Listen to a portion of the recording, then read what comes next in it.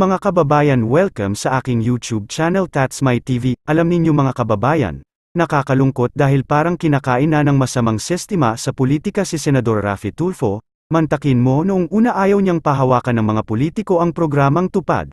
Pero kalaunan siya rin pala ang umiipal sa Tupad. Nakakalungkot. Kaya tingnan na lang ninyo ang bidyong ito. At kayo na ang humusga. Pero bago ang lahat, huwag kalimutang mag-subscribe sa aking YouTube channel para hindi kayo mahuhuli sa mundo ng politika, okay? Etong mga mapagsamantalang traditional politician or trapo, di pa rin talagang tinatablan. Pakapalan ng apog, patibay ng sikmurat laman loob.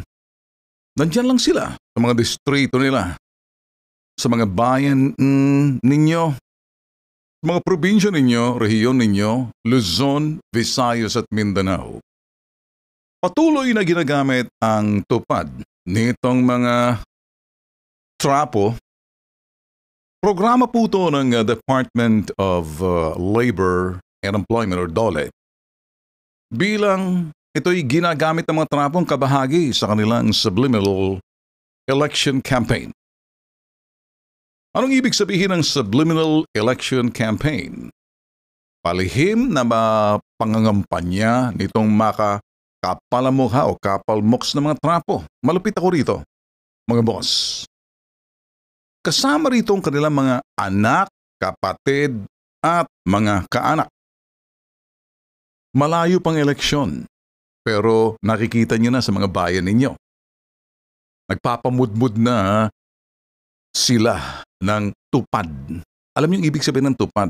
Ito po yung DOLE programa. Ang mga trapo ngayon, ito sa kanilang mga action center, aktibo at mga staff ho nila. Nakikisaw-saw. Kumbaga, this early, ginagawa nilang mental conditioning.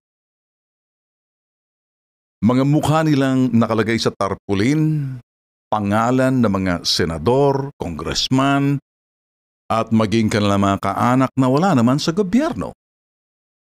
Ginagamit nila ang Tupad ng DOLE sa kanilang early subliminal election campaign. Kaya gusto nitong mga pamilya ng trapong palabasin na galing sa kanilang kagandahang loob, kaya nabigyan itong ating mga kababayan ng ayudang Tupad. Huwag mong kalimutan din, Senator Raffy Tulfo, na nanggaling sa iyo to. Paano naman yung mga kauri mong senador at yung mga congressman, mga party list representative? Kayong lahat na nasa legislatura, kasama kayo rito, lahat kayong hinalal. Dumadagundong sa aking tainga noong 2022, ito po yung mainit ang palitan ni Senator Raffy Tulfo at nitong si Lauren Legarda. Balikan po natin. Kasi po ang lumilitaw, nagagamit po sa eleksyon yung Tupad. Yun lang po pinupunto ko rito. Yan po para sa akin po, dapat talaga ang magbibigay niyan diretso mula sa DOLE and then DOLE abutin po doon sa mga beneficiary at ang dapat po mag-identify ng mga beneficiary. Kung ako po masusunod, dapat po ang DOLE because they are the ones who has the qualifications and the know-how kung sino-sino po talaga ang nangangailangan ng trabaho. What I'm against is yung bang sa distribution na kuminsan hindi po patas ang pagbibigay ng Tupad sa mga tao sapagkat ang nakikinabang po yung mga kamag-anak, kaibigan, inaanak, kasambahay, driver, what have you na mga politiko at nagagamit po sa eleksyon. Tumpak si Senator Raffy Tulfo. At ito na nga mga kababayan ang nakakalungkot na katotohanan sa pag-ipal ni Senator Raffy Tulfo sa programang Tupad. Akong kinasing-kasing nga pagpasalamat sa inyong pag-anhi karon niadtong Mayo 2022